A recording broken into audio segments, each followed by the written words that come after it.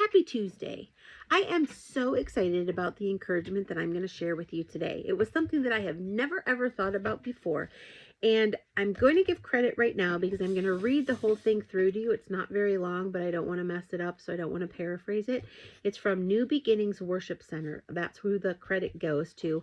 I saw this on Facebook, I believe. But it was just so neat that I'm like, oh, I've got to share it. It was so encouraging to me. So I'm talking about Noah's Ark. And for those of you who are familiar with the Bible, Noah's Ark is in Genesis. For those of you who aren't familiar with the Bible, Noah's Ark is in Genesis. I highly recommend you read the whole story, talking about Noah and the flood and all of the things that God did and the significance of the rainbow and all of that good stuff.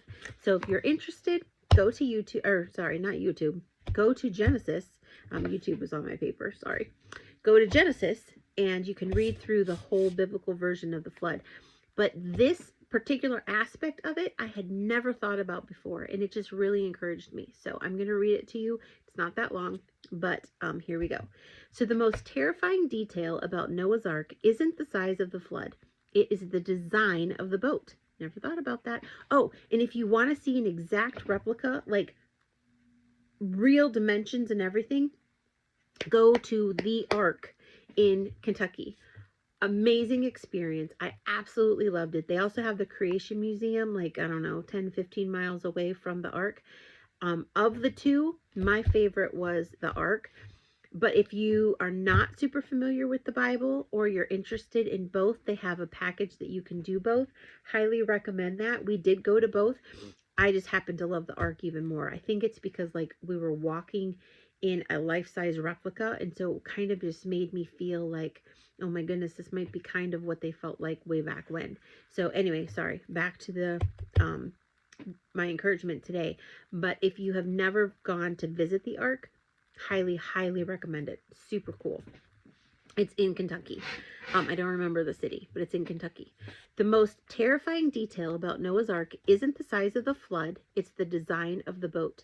If you look closely at the blueprints God gave Noah in Genesis 6, he was extremely specific. He gave the exact length, width, and height. He specified the type of wood and the pitch to seal it. In my little years, I never thought of this. But God left out one crucial component. There was no steering wheel, no sail, and worse still, no engine. Think about how scary that is. I am not someone who like goes out on the water all the time, but like even in a rowboat, you have oars, so you have some control. But I never thought about the fact that Noah had absolutely no control over this Ark, and this thing was massive. If you've ever been to the Ark in Kentucky, you see how massive it is, and he had no control over this thing. Noah was building a massive vessel to survive a global storm, but he had zero control over it or where it went. He couldn't steer it away from rocks. He couldn't turn it into the waves. He couldn't aim for dry land. He was completely at the mercy of the water. Now, I don't know about you, but water is incredibly powerful. It's kind of scary, to be honest with you. So, that in and of itself, and it was the flood, so it wasn't like just an ocean. It was the flood. So, thinking about that just makes it even more to me. The Ark was not designed for navigation, just for floating. Noah's job was to be the passenger, not the captain.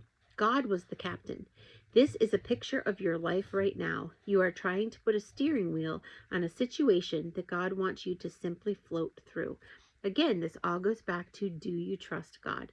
Now, that doesn't mean that we don't have our own part to play, because even Noah had his own part to play in the whole flood story. Number one, he had to trust God and believe him when God said, build this boat, build it exactly the way that I told you to build it. There's going to be a flood. Back then, there hadn't even been any rain, so they didn't even know what a flood was, let alone what rain was. So he went on blind faith, and he trusted God, and he did exactly what God said.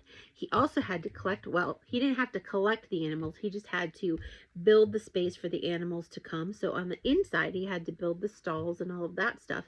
He had to gather the food so that there was enough food. He had to bring his family so that they wouldn't die during the flood. He had his own part to play. He had to step out of the boat and do his part of faith. and God did the rest. The other detail about the Noah's Ark that this doesn't talk about that I find really interesting, and I think they tell us this at the Ark. I think that's where I learned it from. But the boat, the way that it was built, there were no windows. There was openings at the very top, and depending on the sun and so on and so forth, during the day it would light up the whole inside, and at night it would automatically go away. So there were openings at the top, but there were no windows. And I just find that very fascinating. At least I don't think there were windows. I don't think I'm telling you that wrong. But I remember they said that the light, if they wanted the natural light, it had to come in from the top. And then it was obviously not there at nighttime. But I just found that so very interesting. And then this Facebook post just really reminded me, I had never, ever thought about the fact. And you know, the other thing about the fact that Noah had no steering, he had no, he couldn't turn into the waves, he couldn't sail, he couldn't, there was no engine, none of that. Like, he had no control over where it went or how it went.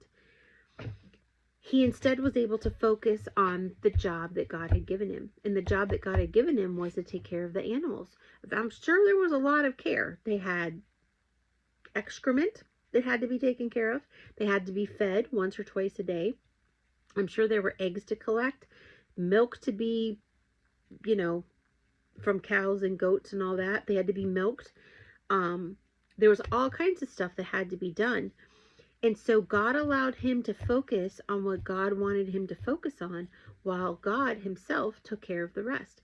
Noah didn't have to worry himself with other parts. All he had to worry about, all he had to focus on, and worry is the wrong word, all he had to focus on was his assignment, what God had told him to do. And isn't that like us today? We run around and we feel like we have to control or take care of. Like, I know me, I'm talking about me. I used to do it more than I do it now because of my whole phrase, do I trust God? So instead of trying to take control of situations, I used to be the master at that. Never did it well, but I used to try to take control of situations, be in control so that I wasn't controlled. But instead of trying to take control of situations, instead of trying to manipulate or convince people to do it my way, instead of trying to change an outcome or influence an outcome, I need to be faithful to the assignment that God has given me. God has given me the assignment to live my life as genuine and authentic as possible, to live a godly life, to be a good representation for Jesus Christ to those around me. He has given me the role to be a wife, to be a mother, to be a good family member to my extended family, to be a good worker, co-worker. Well, I don't really have a lot of coworkers. I don't have that kind of a job. I have like 3 other jobs. So I don't have I have some coworkers, but not very many. But anyway, I work from home, so I have to be a good employee. And just a general overall godly person that God wants me to be. So the assignments that I need to focus on, instead of trying to figure out how to build an engine, instead of trying to figure out how to get oars that are long enough to steer the boat, or instead of trying to figure out how to put up sails so that the boat will go where I want it to go, my life will go where I want it to go, I need to focus on the assignment that God has given me and to do it well, to steward it well. And that is kind of the encouragement that this Facebook post said to me. Do I trust God? Yes, I do. Do I trust him with my engine? Do I trust him to be my sails? Do I trust him to guide me and to steer me in the direction that he wants me to go? Because his way is best, not mine. If I trust him, then I'll stop trying to control the situation. I'll stop trying to manipulate or control other people, and I will focus on the blessings that God has given me in my life. And that is my husband, my children, my job, my health, my home, keeping all of those things in order, blessing them, serving them, helping them, living life with them, and then the other assignments that God gives me randomly in between. So that is the assignment. That is the encouragement that I want to give to you today. What assignment has God given you? Are you focusing on his assignment to you, or are you focusing on being in control of the whole entire lesson plan? If you liked this video, hit the like button. If you would subscribe, I would greatly appreciate it. And if you would share it with a friend, I'd be ecstatic. All my links are down below. Have a great rest of your Tuesday, a wonderful rest of your week, and I will be back here with you next week.